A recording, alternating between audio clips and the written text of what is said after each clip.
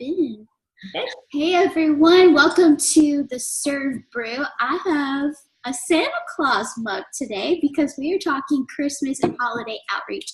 I'm so excited. This is going to be kind of like a whiteboard session. We're going to talk some practical ideas, advice, just getting real into the nitty gritty of what holiday Christmas outreach can look like in our cities. And so I've invited two experts, serious experts and gurus to jump on in this conversation and share their ideas with us. They're veteran outreach leaders, my heroes, and some of my greatest friends. So I'm going to introduce them. Actually, I'm going to let them introduce themselves, but I'm going to say that I've known these guys both for a number of years, probably only met them in person like 3 or 4 times, but have loved them for ages in different ways. Our paths always cross, and they're heroes. You're going to love them. So first, I'm going to jump to Miss Kristen side at the Arkansas Dream Center. Hi, beautiful. Hello, my 6-month-old is over here squawking, so pardon that. But yeah, I'm Kristen. I'm with the Arkansas Dream Center. I get to serve as the associate director here, and we are celebrating 9 years of being a Dream Center. So it's just always amazing to watch what God will do in 9 years and to see everything that's happening. She's screaming. I'm sorry.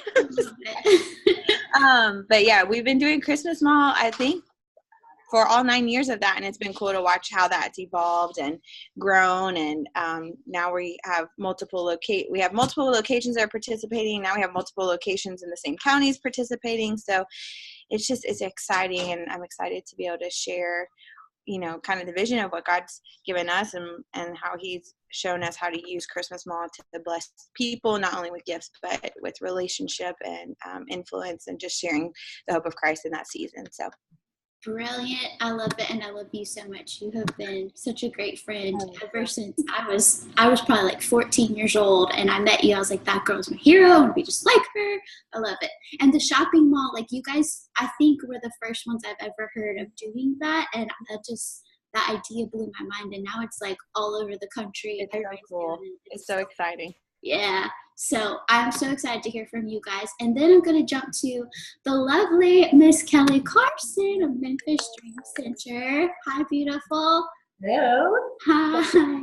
Kelli Carson. My husband Joe and I are the directors of the Memphis Dream Center, and it's just super fun that we get to do ministry together. So that's kind of a unique, not everybody gets that honor and privilege, so it's just awesome that I get to do it with my husband. And we have done several different Christmas outreaches over the years. We also do we call it the Christmas toy shop, but same thing. Families come and shop for their children. And we do a few other things that I would love to share with you guys today. Exciting. I love it. She's kind of leaving us on a little cliffhanger there. I know. ... So cool. Okay, so yeah, if you guys would tell us, Kristen, you mentioned the past 9 years y'all have done the shopping mall. It's been amazing. So I would love to hear about that experience, just kind of a big picture of what that looks like. And Miss Kelli, if you want to share too, just your Christmas outreaches, just broken down briefly, here's a few different ideas and kind of how they're set up, and then we'll kind of dig a little deeper into the details. Sure. When we first started, in the first couple of years, we used the Christmas Mall as a way to meet new people and kind of get in with new families in the area. So that was a broader scope of the people that we served. We would get names from schools, or maybe church members knew some people, or just different venues. We didn't really have a target area necessarily, but over I'd say in the last probably 5 or 6 years, we've really narrowed that down. So we're not really serving the masses, but we're instead using the Christmas Mall to deepen the relationships with the people that we serve currently, because everything that we do, we want to center around relationship, because we know without relationship, we can't have that influence and that impact on people. So we actually just serve the families that we're currently in relationship with, whether that's through our after-school program or Adopt-A-Blocks or mobile. We target those families again just so that we can come around them and champion the family, because I truly feel like if the family is strong, then everybody is strong, our communities are stronger, all those things. So I really feel like Christmas Mall is something that really brings strength to that family, making that parent or that guardian or grandmother, whoever it is, like the champion in those kids' eyes, and just gives them kind of a sense of pride and a sense of like confidence, for their family, that they don't have to worry about those things, even though they're material things. Like everyone wants to bless their family. Everyone wants to have a fun time at Christmas. And so we've really begun to target those families. So we start doing applications with our family. We call them applications with our families at the beginning of November. Now we've gotten really organized. Definitely didn't used to be like that, but we send out our applications early with all of our families, and they get to turn those in. They're just letting us know kind of like we know who they are, but like listing their kids and their ages and genders and all those things. And just so we have that information. And then we get all those back about mid-November, mid to late November. And then we actually start shopping by the end of November. We have this amazing lady who does all of our shopping for us for the Christmas Mall, and she purchases actually for multiple campuses now, but she's like a guru. She creates all these spreadsheets, and she knows exactly how many 8-year-old boys she's shopping for and 9-year-old girls and all this stuff, and goes and does all the shopping, even starting on Black Friday. That's how crazy she is. But so she does all of that. And then one thing I really love that we've been able to do, and it's because people are so faithful to give and just are generous and faithful, but that we're able to get quite a bit of financial support in so that we can buy in bulk and really provide an inventory at our Christmas malls, so that whether you're the first mom or you're the last mom, you still have access to the best toys. And so we try to buy with that in mind, knowing we have, 47 boys, and we want to make sure every single one of those moms of those boys has the opportunity to give her child the thing that he would love the most. And so I love that. That's what financial donations help us do, is buy in bulk. And then we also, of course, have people who want to give toys and give things. And so what we've actually started doing is give like 4 items that we're asking for if people want to give a thing. So we ask for balls, like sports balls, games, crafts, or a new coat. And so those items end up being supplemental. So all of our kids are typically able to get 2 small items, 1 large item, and then we just call it a bonus item depending on how many donations. So they might get 1 bonus item, or they might get 2, just depending on what we get in. So that kind of helps us be able, so it's really cool. Like those moms get to take home 5 presents, 4 to 5 presents for their kids at the end of the day. And I think our small toys are usually, I'll say, around $10 to $12, and then the larger items are $15 to $20 typically. Now our shopper lady is insane, and she'll get Walmart to like cut like $35, $40 toys down to $15. So sometimes they're like really, really cool toys for that item. But that's really cool. Aside from the actual gifts of it all, just being able to bring those families in, we connect a lot with with the kids throughout the week and on our outreaches. And this is a really special time to actually get to connect with the parents and the families and bring them in and show them the family that we have through the Dream Center, and just that there's a place for them, that somebody took time to, decorate the Dream Center to be a beautiful Christmas mall. And, someone prepared all this food for them, and someone, just made all these accommodations, and we're ready. We know their name. We know their kids. We know, when they walk in the door, we know, that person, and we assign them, to a personal shopper, and there's someone who's like just there for them. And it's so cool, like for them to come in, and we get to just share our heart of why we serve and who Jesus is and why we do all of this. And then for them to get to go through the mall with a personal shopper who is just there to get to know them, get to hear their heart, get to hear what's going on in their life, to pray for them, all those things. It's really special. And it's fun to watch those moms like come in like with all that burden of taking care of their family and everything that's going on at Christmas, and then just get to come and like, it's like getting to go to the spa, or getting to go on a free shopping spree, like you just come in and you have a blast, and it's so fun, and you feel like you're with friends. And it's just fun to give them that encouragement for them to then then they're kind of like equipped to go home, face their family again, and know that they're going to be able to bless their family. So that's been fun. It's definitely something our families look forward to every year. And I don't think it's just because of the gifts. I really do believe it's because of the relationship.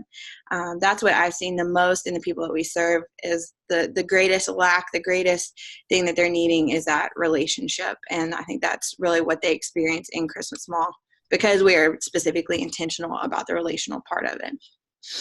Man, oh my gosh, it's so cool. I love that you kind of gave us like a walkthrough of what that experience looks like. And my favorite thing about the shopping mall is that, first of all, like you said at the beginning, it provides so much dignity for the families. Mm-hmm. It's not like, hey, it isn't bad when you drop off toys straight to their house. Right. That's fine. But Mm-hmm. I love that there's an added element and thoughtfulness of this is so the families get to be the givers. They get to be the heroes. It's so cool. And then I love how much there is opportunity to layer this outreach experience. You can start really simple with it. It's something that the smallest church can do, but you can constantly be adding all these elements, like you said. And I just love how relatable it is. So I have some specific questions for you guys on the shopping mall, but I'm going to jump to Miss Kelli and let you give some spotlighted information what you all are doing. I love it.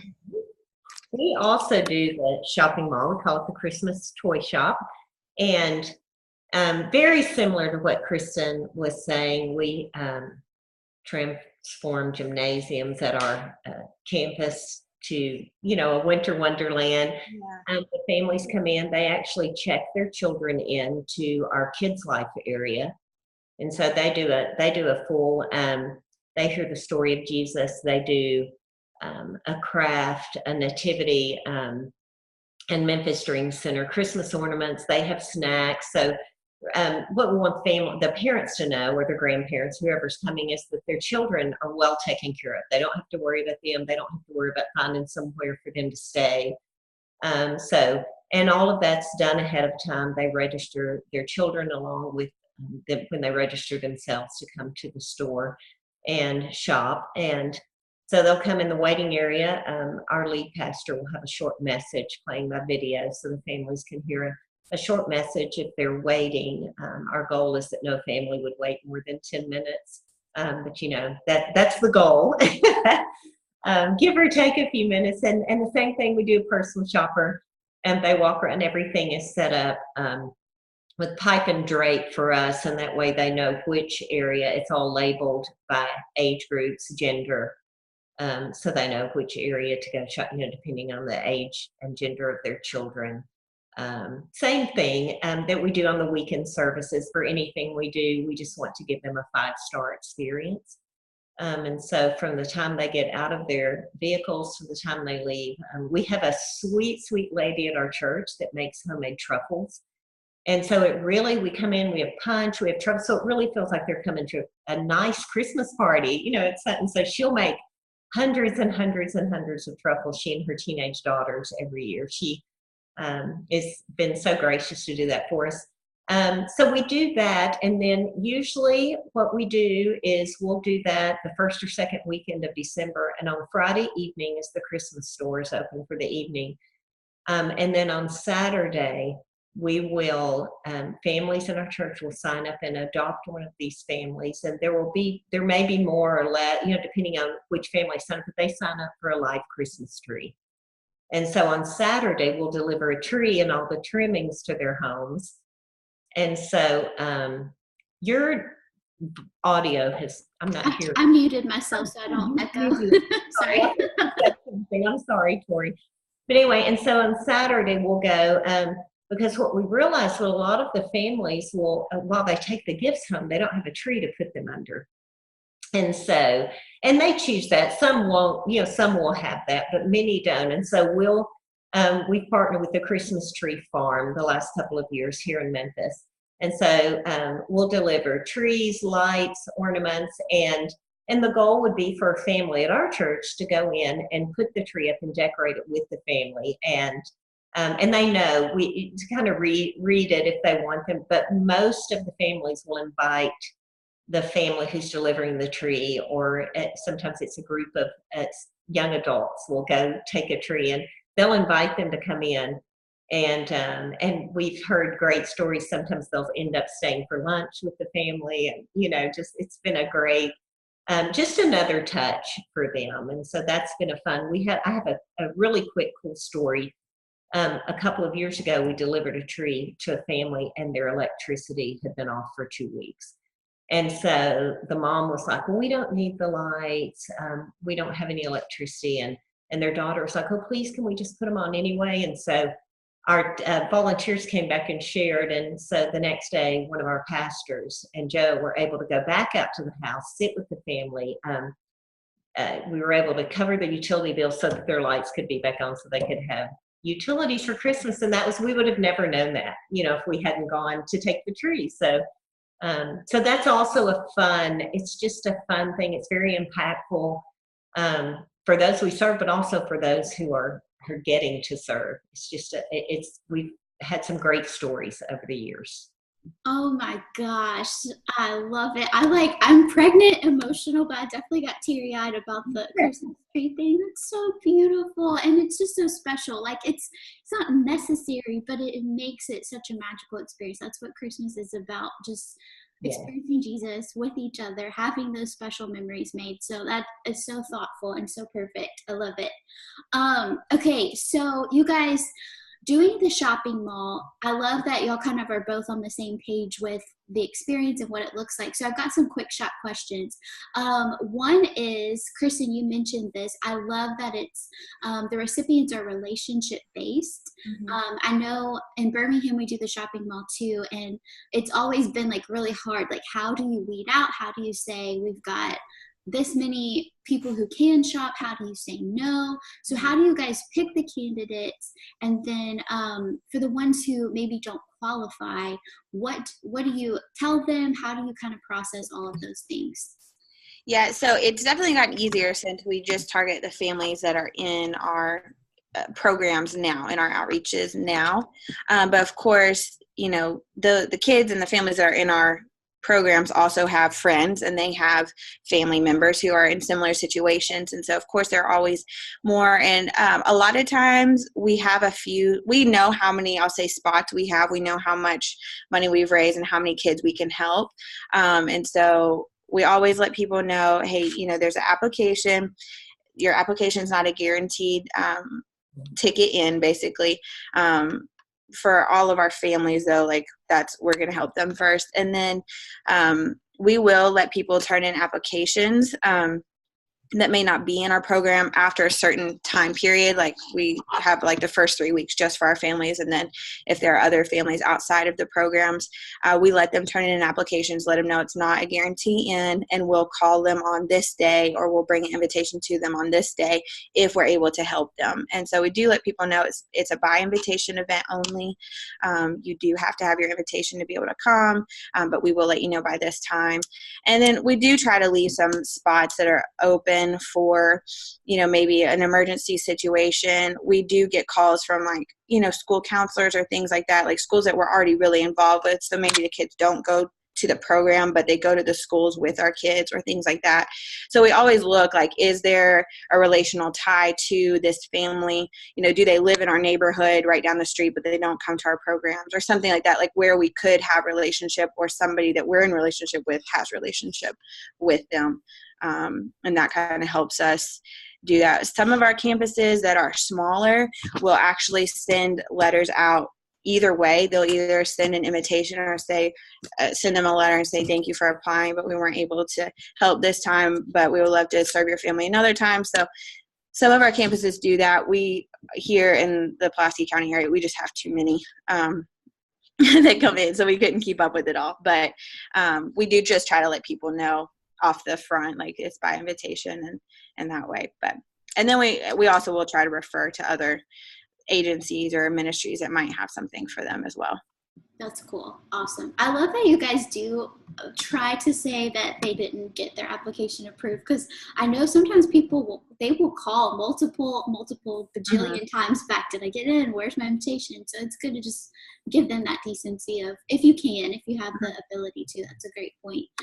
Ms. Kelly, do you guys have a different process, or is it pretty much the same? It's pretty much the same. Same thing. We have an after school program, and so those families are always the first ones to receive an invitation. Any children who are involved in our we have a baby store and a food and clothing pantry. So all same thing. All of those families here, and then depending on how many of those families sign up, then we'll open it up to others. We have relationships with 8 different schools. And so we'll go to the school counselor, sounds very similar, and connect with them, and they'll choose. We'll tell them we have this many spots for your school, say if we 30 families or 50 families, whatever that is. And then we also will go, we've built a lot of relationships in neighborhoods with smaller churches.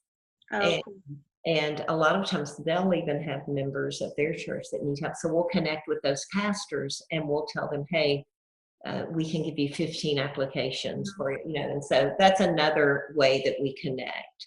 Yeah.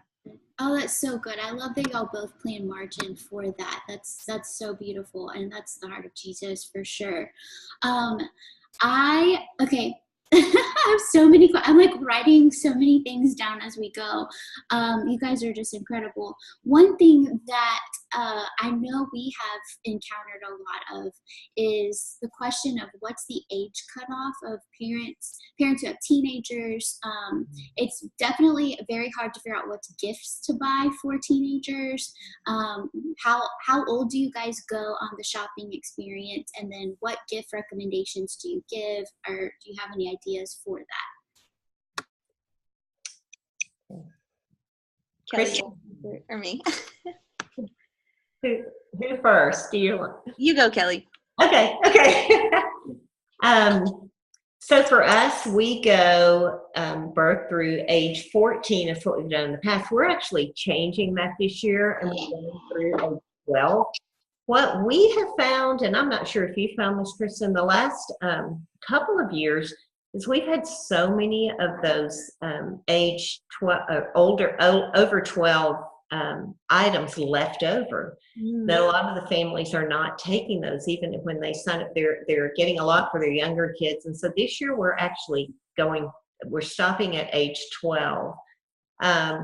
And I don't know about you, but anything that's left over the last couple of years, and this year we're going to do this as well. So we are very connected with one of the women's prisons here in the state of Tennessee. And so anything that is left from the store will be taken there, and those moms will be able to shop for their children. Oh, awesome. And we usually have, last year we had 20 huge bags of toys left because our church members are very generous. We've also, last year, we did this for the first time. Last year we connected with several local companies, and so their employees will do toy drives.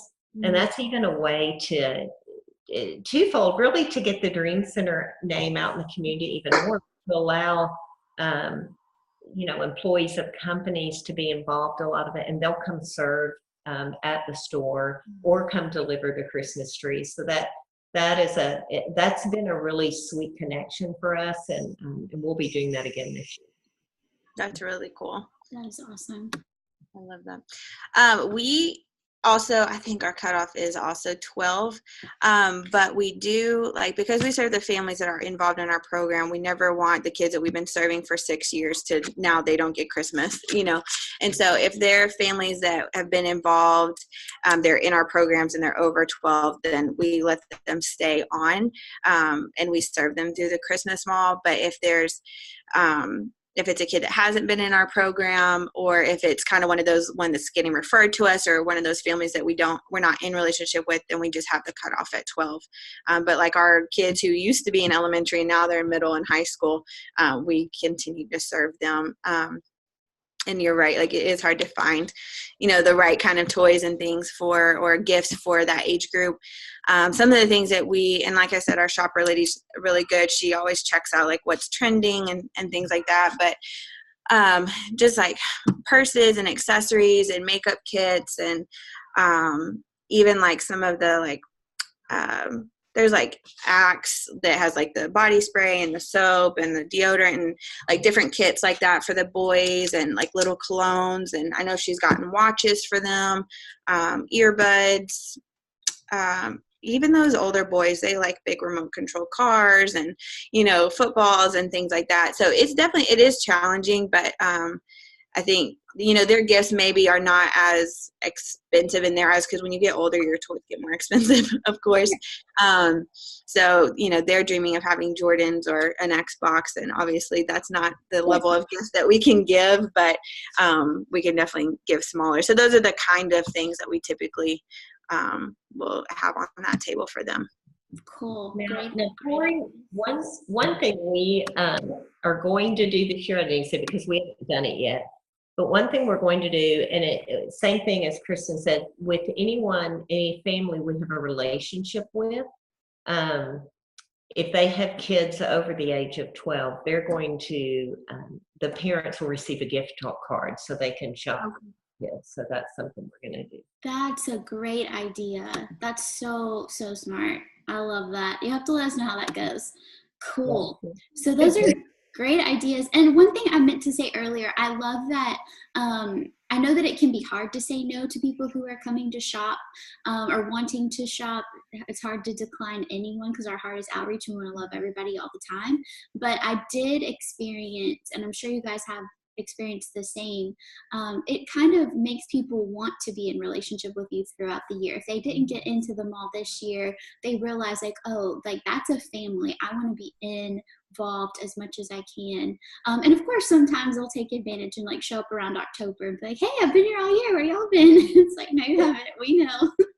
But this is cool. It really does help build relationships. So it's not like you're declining people or excluding them. It's just, this is not your entry point right here. So that's cool. Great ideas on the team gifts. My next question is, you guys, Kristen, I think you shared this with me a long time ago, but I don't know if y'all still do this, but y'all mentioned that when the kids are hanging out while their parents are shopping, do you guys do gifts for the parents? Like the kids make the little craft and it's meant to be a gift? Yes, I'm glad you said that because I actually forgot that we do that. I don't work in that part of the program, so I forgot about that. But yeah, so kind of like I love what Kelly was saying, that they get to do all these different crafts and things like that, and we do that too. But try to have some. I think last time maybe they made picture frames, and we did like little Polaroid pictures with the kids or whatever. But something that they can make to give to their parent. So that they have, they get to wrap it and they get to give their mom or dad or whoever a gift. I'm glad you said that. I almost forgot about that's great. That's one of my favorite ones. I love it. Miss Kelly, do you guys do anything similar? Oh. We do. So they do a couple of things. So last year they did a Christmas ornament that they could take home, and it has the Dream Center logo on one side and it has the nativity scene on the other. And then one of the other fun things they did, I had found it somewhere on the internet, I don't remember, but they put together and took home, and I'm trying to remember what it was called. I ordered the little labels, but they put together hot cocoa packs. And so basically these little plastic bags, they get a package of hot cocoa, a peppermint stick, marshmallow, and yeah, it was called snowman soup. That's what we call it. Yeah. It was snowman soup, and there's a cute little thing you can order online that on Etsy, I think is where I got them. And they got to put those together, and and it had little chocolate sprinkles, and they got to take it home, and it was a another fun little thing they could do, and that was for the child themselves, and then the ornament they could give to their parents. That's really cool. Oh my gosh, snowman soup. That is the cutest idea I've ever heard. I love it. Polaroids, ornament, snowman soup. Got it. That is incredible. So good. Awesome. Okay, I've got, y'all, I can't even stay focused. I just have so many things because I'm envisioning the whole mall, and there's so many areas, there's so many details. It's so much fun. So I've got a bajillion questions. If you guys could break down really quickly your different outreach teams, if people want to serve with you, what are some of the areas that they get to plug into their experience? Cool.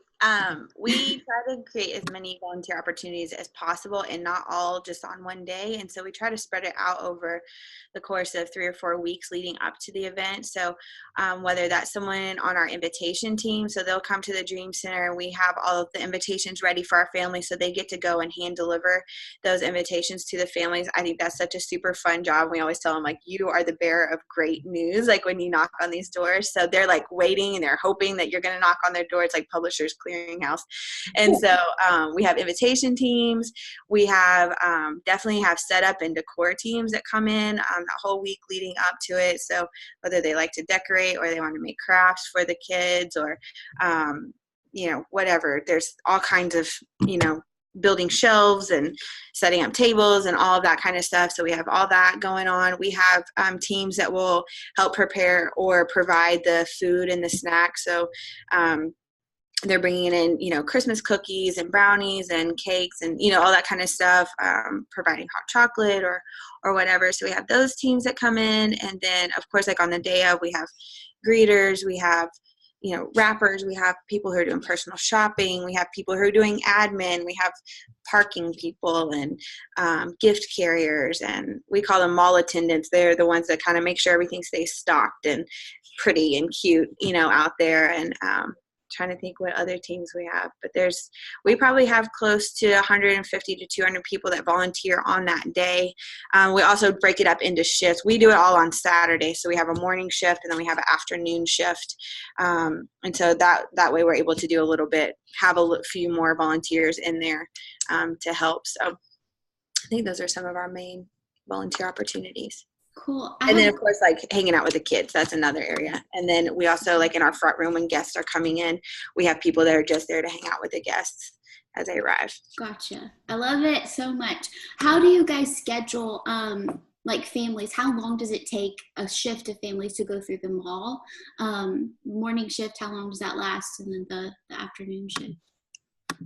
I think that we schedule them about 15 to 20 minutes apart. I think we typically do about 12 slots per 15 minutes. That's just what works for our facility and the amount of volunteers that we have. And so we just do that. It definitely takes them longer than 15 minutes in the mall, but that's kind of how we're able to just keep things moving throughout the day. And we definitely do appointments. It sounds like you guys do that too, Kelly, where they know exactly what time they're coming in. And that's also a really neat thing to be able to do, is to offer appointments, because it kind of cuts down on the stress of the event for those families, because they don't have to worry about, well, what if there's nothing left when I get there? What if this? And we are always able to tell those families, like, this is your time. Like, this appointment is for you. We are ready and we're here for you at this time. So don't worry, and even if they come in late or whatever, like, they know that we've planned for them, and so that kind of takes the stress off of what if I get left out, kind of a feeling. Awesome. That's great. Miss Kelly, did you have anything different to add teams wise? We do same thing. I mean, from the time they pull into the parking lot, we call them outdoor hosts. They're really kind of like the parking team, but we tell them they're outdoor hosts because they're the first touch. And so we have our outdoor host team. We have our greeters. They'll come in and check in at registration. We'll have a team there. We'll also have a team checking in for the kids area, what we call a kids life. And then we'll have teams in each room for the kids. They're broken into age groups. Teams back there. We'll have a setup and tear down teams. Same thing. We'll have, we'll start on Thursday, really stocking, and we have it broken down into booths per age and gender. So we'll have what we call booth hosts, but it sounds similar to what Kristen. They're responsible for restocking. The nice thing about we've used the pipe and drapes. We have a company that actually has come in and set up the pipe and drapes. And the nice thing is as right behind those drapes are all your restock. So it's real easy just to reach through and pull it out for the teams that are there. We have shopping hosts. We have what we call table hosts. And so when the families come in to wait, we have the big round tables all in the room, and they can sit, and we have a host for each of those tables so that when a family sits down, there's immediately, someone to connect with them. we have the gift wrap stations, which is huge. It's tons of volunteers. And then we have a load out team, which these are men who will carry the bag, the gifts, load them in the cars for the families, and walk them back in to pick their children up. So they'll be able to go out and load all of their things in their car before they go pick up their children. And that way, if they want to hide them in the trunk, they can. Oh my gosh, it really is such an extravagant day. Like, to pull off an event like that, it takes everybody, all hands on deck. And that's what's cool about it. I think churches love it because it is an all call. Everyone has a place. Every family can get involved. And that's something that's big. I think holidays, for outreach coordinators, holidays can be, they're the funnest, but they can also be crazy because you have volunteers that you haven't seen except once a year. They show up and they're like, oh, I want to serve. I've been here forever. Like, okay, they just come out of the woodworks, and it's so much fun, but it can be kind of overwhelming. Do you guys have a plan in place for follow up with people who are serving as a way to get them like, hey, if you enjoyed today, if you had fun serving with us this Christmas, here's how you can join us year round? How do you guys kind of capitalize on that? Yeah, our volunteer coordinator follows up with them, and we send out, emails, and then if they show an interest in a particular team, then we'll have that team leader connect personally with them and invite them to come in. And we're constantly, anytime we have a big event, whether it's ARC Serve Day, Christmas outreach, we're constantly telling the families, you have fun today, the volunteers, you think this is fun, you can do this. Every week throughout the year, we literally have teams 7 days a week, going serving in the community. And so we're just constantly encouraging them. And we realize not everyone will do that, but we also know that some are going to come, and it is going to spark or ignite something inside them, and they're going to want to step in and be more involved. So. That's great. That's so great. So for the experience for the families, sorry, I am jumping all over the place. Like I said, I'm just excited. But okay, for the shopping mall, when we decided to do the idea, I think it's just one of those things. If you put yourself in someone else's shoes, what do I want to experience this Christmas? So shopping is a big deal. Okay, so I want to go have all the Christmas trees. So we incorporate that into it. You just try to incorporate what your family would want. And with that, I think there's such a Christmas cheer. Everybody, you get to just love extravagantly for Christmas. There's if anybody's going to give extravagantly, to be generous, you can there's so many opportunities to give above and beyond. So for people who are dreaming of this outreach idea, if you're starting from scratch, it's cool. But go all out, take risks, have fun with it. You can't mess up Christmas. If your heart is for Jesus, you're going to have a blast. Just go crazy. So, okay, for y'all, what Kristen's laughing at me. For you guys, what are some make or break atmosphere builders? I know for us, we use a bubble machine, and we try to make the best playlist ever, because music will make or break this whole shopping experience. I am not even joking. We have flopped and we have done really well. So do you guys have any of those elements that you're just this was a game changer kind of thing? Good question. Well, something we've kind of created a monster, but when we first started, our cook makes really amazing chili, and so that is something that everybody looks forward to, and you hear about all year long is Mr. Howe's chili. And one year we were like, let's give Mr. Howe a break. We'll have it catered and we'll do chili. And there was this whole riot. Everyone was mad. They're like, this is not Mr. Howe's chili. So definitely good food has become a staple for those guests coming in. They look forward to the chili before they get to shop. Definitely, like you said, we have teams that just decorate. I'm the least creative person in the world, and Pinterest is my nemesis. I could never Pinterest crafts, but we just have people who live for it, and it's always so magical to me. I can't believe you made that, and so the decor of it, they make it into, like you said, Kelli, a winter wonderland or a Candyland theme, or they do all these different crazy things. And I think that is really special for the families. Every time they come in, they're oh, what's it going to be this year? And there's Christmas trees hanging from the ceiling, and now there's snowflakes and marshmallows, and all of that. Just like you said, just creating a really excellent, magical kind of atmosphere, because like you said, Kelly, like a lot of these families aren't even going to have a Christmas tree at home. You know, they're not even going to get to have that kind of fun atmosphere at their house. So for them to be able to come in and get to experience just the fun of that. I love what you said, Tori, about just creating the atmosphere that you would want for your family. And that's what we always try to communicate to our volunteers. Like, that's what we're trying to do at the Dream Center, is that whatever you would do at your house, whatever you would do with your family, we want those families to feel like that when they walk in this place, that they are part of our family, part of the traditions, part of the celebration, and so that they feel that same thing. I think that's so great. I love that. I think one of the things I thought about when you asked that question, Tori, is, of course, we have a great volunteer coordinator that does this so well. But I think that every area we try to strategically place volunteers that are there all year, so that when a family in every area, there's a familiar face. And I think that makes them feel more comfortable. So from the parking lot all the way through, those 300 to 400 volunteers that are serving weekly with us are in those areas, so that when a family, no matter where they, if it's at the registration table, at Kids Life, at the gift wrapping station, at the booths, that they're seeing faces that they see all year.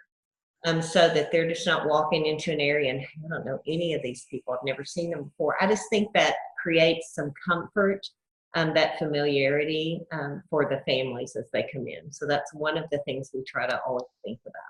That's genius. So good. Y'all have so much wisdom, so many thoughts. I love it. So, oh my gosh, Kristen, the theme idea is so genius. How cool. It like builds the anticipation, and I want to come. I just want to be everywhere all the time. Every interview. I always think, like, that's how heaven's going to be. Like, where you get to do, like, all the fun things. We're like, it can be omnipresent. Maybe I don't get to hang out with Tori, but I'll hang out with her in heaven. It'll be fun. Maybe we'll be omnipresent then. That's so true. I know every interview I do, I'm like, I'm coming to visit. You're not. Slow down, sister. Okay. Okay, my question list keeps growing. I have to comment about my questions every single time because it's just overwhelming me in a good way. I'm trying to dwindle it down because we only have like 10 more minutes, but we're gonna get there. Partnerships, that is a big one.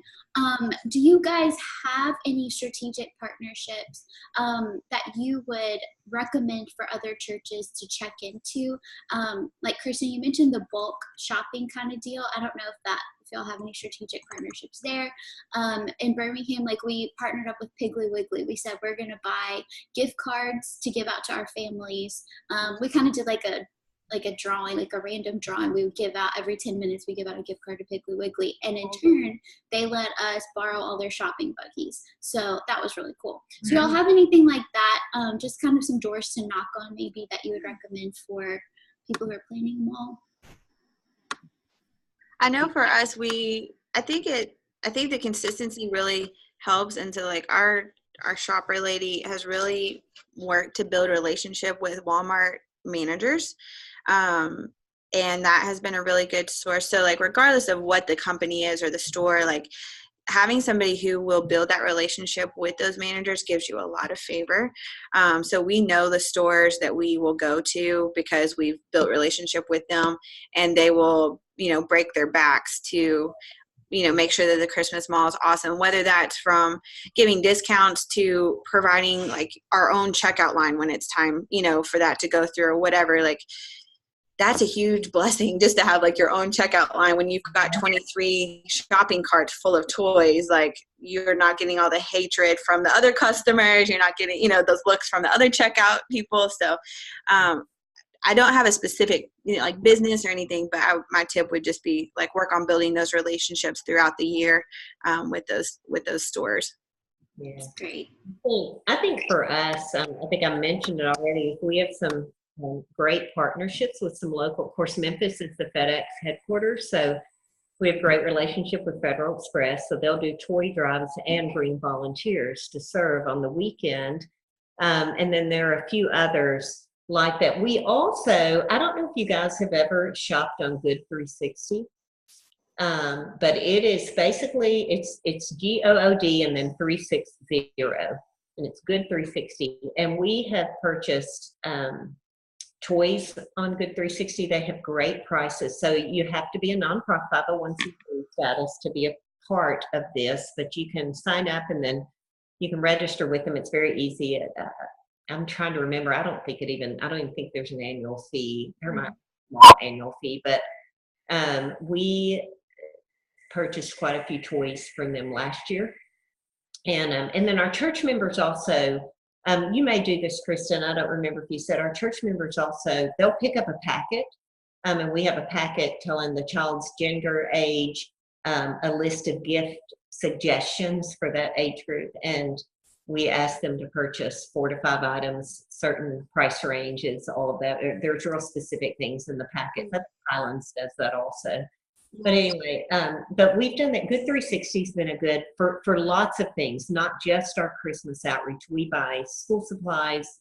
This year we did a big backpack giveaway on Arc Serve Day and got backpacks for $4 a piece, and they were great backpacks. So that's a good resource for all the way around. But even at Christmas, they have some great things. And we just have to get on. I usually pop on there every couple of weeks just to see what's new, what they've got, because they receive donations from large companies and corporations, and then they that's how they say sustainable, and then they'll sell them to nonprofits at a hugely discounted rate. Wow, that's a golden nugget if I ever heard one. That is cool. I've never heard of that, so I'm so glad you shared. Thank you. Okay, I have one more specific question, and then I'm going to let you guys kind of like give any follow-up stuff that I maybe missed. But one, Kristen, you mentioned, I don't know, Miss Kelly, if you'll do this, multiple campuses hosting the mall. Is that, you said you have multiple locations, campuses do it. Okay, so how does that dynamic look a little different? So I always refer to like my context, which is Birmingham. So we started at the Dream Center, and then after a couple years, our other campuses opened up to do the same thing, but the dynamic was completely different. So we could have one at our Greystone campus, which is a little bit more of an affluent area. Identifying recipients was a lot different as far as, and then the Dream Center was like thousands of families, not thousands, but tons of families. Yeah. How did you guys kind of navigate adapting to each community and making it reflective of what it needed to look like? We kind of gauge it on a couple of different things, like, obviously capacity, how long have they been reaching, serving a community, or is this their first year trying to do it? Kind of looking at all those things. Like you said, like Christmas Mall can be as many layers as you want it to be. So, when you're just starting out, we don't do all of the things, and just letting them know, like, the most important thing is having the opportunity to build a relationship. And so, if that means you guys serve 20 families, we say that's awesome. Like, don't feel like you have to serve 500 kids to feel like you did something. Like, focus on the relationship. How many people, how many families can you maintain relationship with? And let's start with that and giving them an excellent, experience, a 5-star experience. And so that's kind of like how we scale things.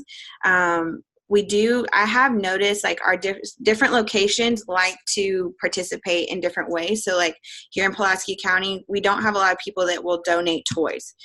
We've tried to do toy drives, we try to do bins, and it's just not that popular. I don't know if it's because there's a lot of other ministries or what, but our people will give financially. They give financially a lot. That's how they would prefer to do it. And so that's how it is for our location. But like the county over from us, they love to give toys. And so they'll put toy bins in all their bank branches and all these local businesses, and they'll get all of that. So I think you kind of have to learn your community and what works. And so of course, like their inventory method is going to look different than our inventory method because of the differences in that. So just learning how to adapt and empowering those leaders, like what is going to work with relationship at the center of it, what's going to work best on how to do this. And I think the relational part of that too, you have to look at for your volunteers, what's going to be best for your relationship with your volunteers. Are you going to be driving them crazy because you're asking them to do too much, or are they going to feel empowered and excited to use their giftings and feel value and feel like they made an impact? So I think that's kind of how you have to scale it. We have locations, like I said, that serve 20 families, and we have locations that serve, 200 families. So it is, I love Christmas Mall because it's scalable. That's brilliant. I love it. Every area has its own flavor, and you guys let that shine, let that come out. That's so cool. Miss Kelly, anything to add on that note? No, because we right now do one location. We do it all in one, Cool. one big location. Yeah. I love it. See, I told you guys, anybody can do it no matter what. You can do it at one place, you can do it all over. Okay, any other like practical thoughts or tips for churches who maybe never did this before, or they're still building on their experience? Just important tips that they would need to know or think about. I was thinking of something, and Kristen, you guys probably do something, but when the toys come in, of course, you guys purchase them. We've purchased also. We've done it both ways. Right now, the last couple of years, we've had people giving, but when they bring them back in bags, they're labeled. And so we have when you were talking about volunteer opportunities, we'll have a team that'll come in the beginning of the week before, and they will take all the toys out, and then we color code them so that by age and gender, so that we have the little colored dots that we'll put on the toys. And that way, when we stock the mall the night before, the volunteers that come in know they have a guide, and they can know, okay, every toy with the yellow dot is boys ages 2 to 5, or, girls ages 6 to 8, or blue dots or pink dots, or and so I think just anything you can do to make it as simple as possible for your volunteers when they arrive, to be ready for them, is huge. I mean, because we always like to say we serve 2 sets of people. We serve our community, but we also serve our volunteers. And so I think anything that you can think of, I'm sure there are lots of things we haven't thought of yet, and we always have our volunteers give us feedback, and that's huge too. Say, hey, how could we do this better? How could we make it flow better? Any suggestions we some, and and then you walk through those and decide what is doable for you and what isn't. That's brilliant. And I'm so with you on the volunteer experience, because you don't want to show up in chaos, but it takes time to build on it. So like in Birmingham, we heard the idea from you guys, like both of y'all, and then I think a few others we heard of were doing it, and we spent time on the phone. I think Miss Kay Moore, she is incredible. She runs Giving Hope in Birmingham, and I know she was on the phone with people. I was asking y'all questions and advice, and we learned as we went, and every year it gets better. And so for new churches, yes, go after excellence and ask questions. I will say on the servevolution.org website and serveday.com, we have some resources and ideas just to kind of help you think through stuff. And this interview today is just a great resource. So just don't be afraid to ask questions. That's what we're here for. So if anybody just wants to know, how do we get this going? How do we pull it off? Just learn from our mistakes and build from there. So it's cool. And I just honor you guys. Thank y'all for paving the way, and just your heart for giving people dignity and celebrating and being a family. I think it reflects Jesus. And I love that there's really nothing practical about this outreach. It's not solving a world problem. It's not, I think sometimes in outreach, that's our heart, is to solve big issues and see our cities really change and tackle these big issues, which is true. That's what we should be doing. But there's nothing practical about Giving Hope or a shopping mall, Live Love, whatever. I forgot what y'all called it. But it truly does transform the city, because it's a relationship thing. It doesn't make sense. Jesus sending his son to earth didn't make sense. It was extravagant. It wasn't practical, but it saved the whole world. So that's my rant.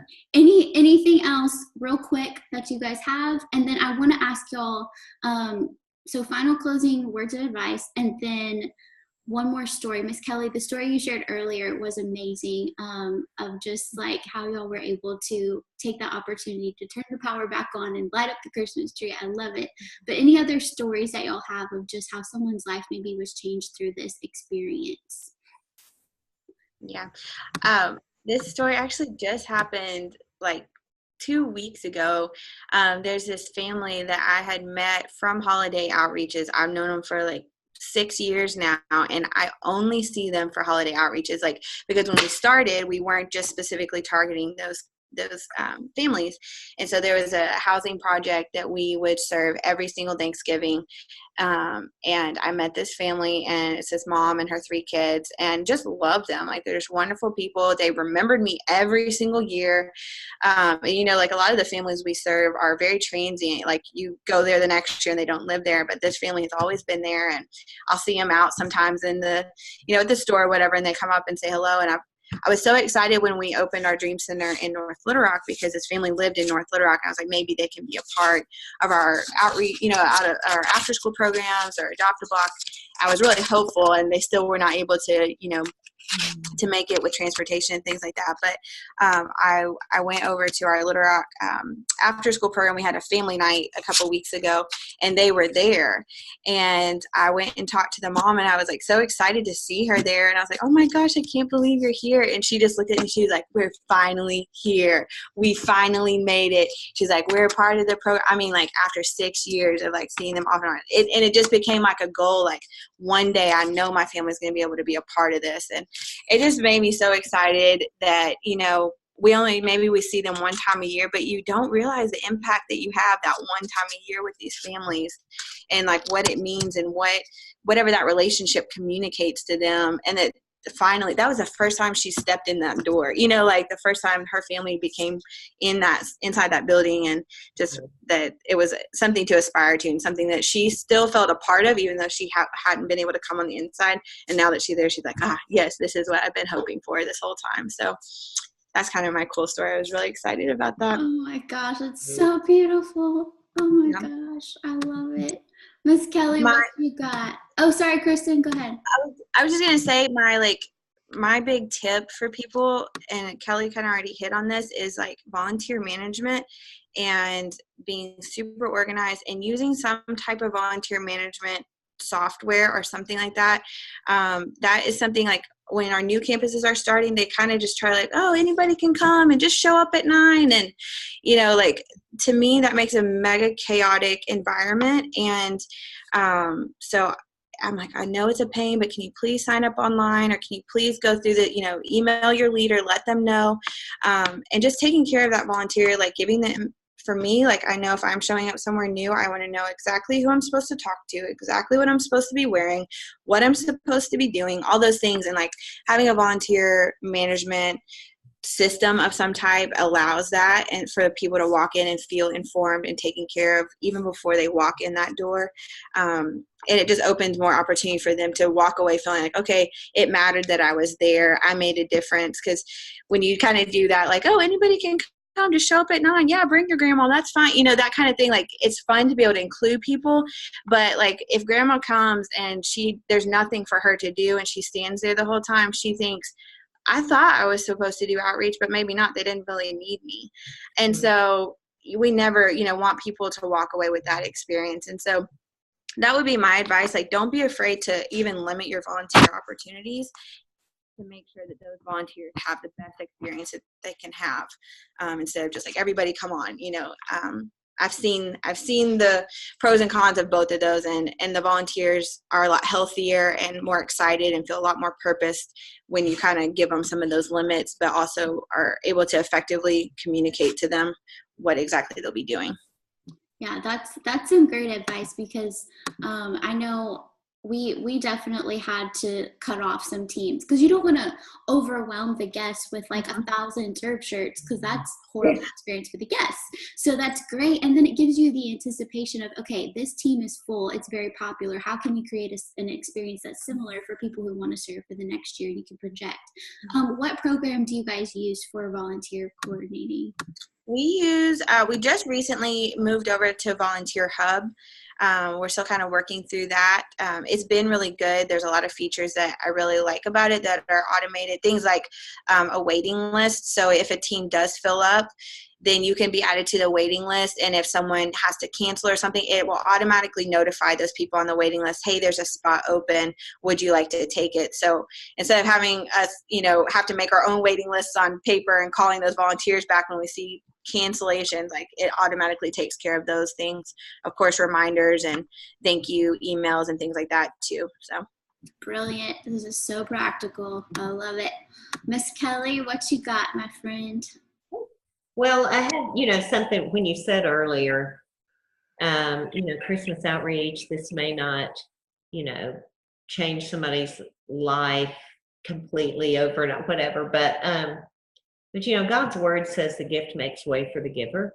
And so I think that really, whatever we're giving, whether it's a Christmas outreach, whether it's a bag of groceries, whether it's a bottle of water, I think that will often open the door to something deeper. And so we don't ever want to discount the power of the gift. I have a story, and it's not really, it's related to a gift, not necessarily Christmas, but it really kind of shows us. So several years ago, we were doing just giving away a bottle of water on a hot summer day at our local bus station. And my then teenage son was down there with our youth group, and 3 months later, they were giving away water, just saying, hey, have a great day. God bless you, praying with people.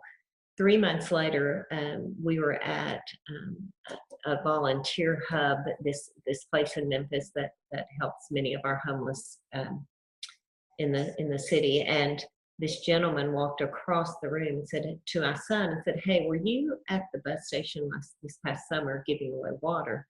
And he said, yeah. And he said, I have a story to tell you. He said, you gave me a bottle of water, and a lady stepped off the bus right behind me, and you handed her a bottle of water.